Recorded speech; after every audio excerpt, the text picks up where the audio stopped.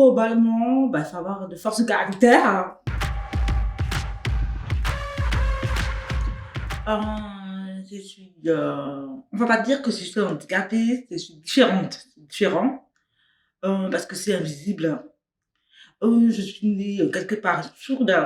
J'ai eu la méningite quand j'étais bébé, j'avais 6 mois et j'ai grandi avec, cette forme d'handicap, de ne pas entendre. Ça a créé des absences et là, depuis 5 ans, j'ai un AVC en plus.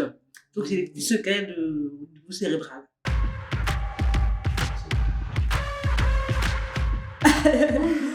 Écoutez, je suis très contente de rentrer dans cette école parce que c'est une très belle école, renommée. Je me suis battue pour rentrer ici, ça n'a pas été facile. Heu, Sincèrement, ça a été très difficile, comme partout, avant, après, dans le monde professionnel, pour, mettre en place par rapport à, interprète. Parce que lire, sur des lèvres, toute la journée, c'est trop fatigant, c'est pas possible. Il y a des mots, je connais pas ou je comprends pas très bien. Donc du coup, ça a été très long. Au bout de 1 mois pour mettre en place et puis après maintenant, c'est le côté cognitif par rapport à mon AVC. C'est des petits soucis, je suis souvent fatiguée, mais je m'accroche et j'ai envie de montrer que c'est possible. Que l'école soit accessible pour les autres aussi. Globalement, il faut avoir de force de caractère pour, pouvoir mettre en place. Heureusement que la société évolue, même si c'est très lentement.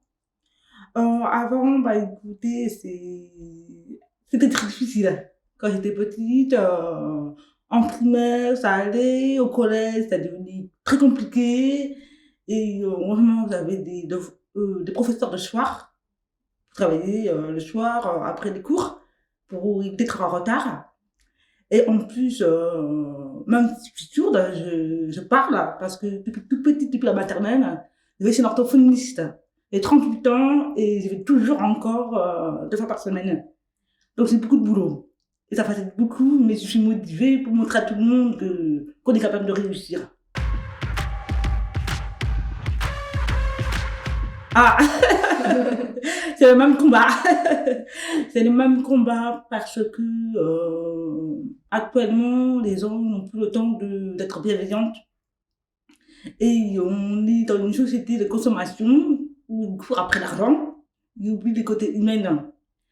Et malgré que j'ai pu faire des études, ils préfèrent la simplicité dans la communication, dans le monde du travail. Donc du coup, c'est vrai que moi j'ai de la chance d'avoir encore une fois d'avoir du caractère pour avoir ma place et montrer que je suis capable. Nous, la majorité des personnes différentes, handicapées, en général, ne travaillent pas, malheureusement. C'est une question d'éducation aussi qu'on reçoit. Dans le cas de nous, j'ai eu la chance d'avoir des parents, des amis qui nous soutiennent, qui croient en moi. Et ça, c'est vraiment le moteur pour avancer dans la vie. Bah, moi, mon but, le fait que je me suis jamais démotivée, justement, tout ce que j'ai su faire, je veux montrer que malgré tout, si j'arrive à ouvrir la porte ici et dans le monde de socio-esthéticienne pour plus tard, c'est qu'eux aussi, ils peuvent le faire aussi pour bouger la société, que ce soit accessible pour les personnes différentes.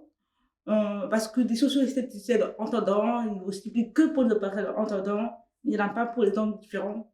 Et c'est bien pour nous de montrer qu'on peut s'occuper de nous aussi, de notre cas, et aller plus loin dans nos études, malgré qu'on est sourde, malgré qu'on peut avoir des problèmes d'AVC, mais il reste toujours une personne intelligente, on peut aller loin. Donc, il faut croire en eux, que ce soit n'importe quel métier, ils peuvent aller loin.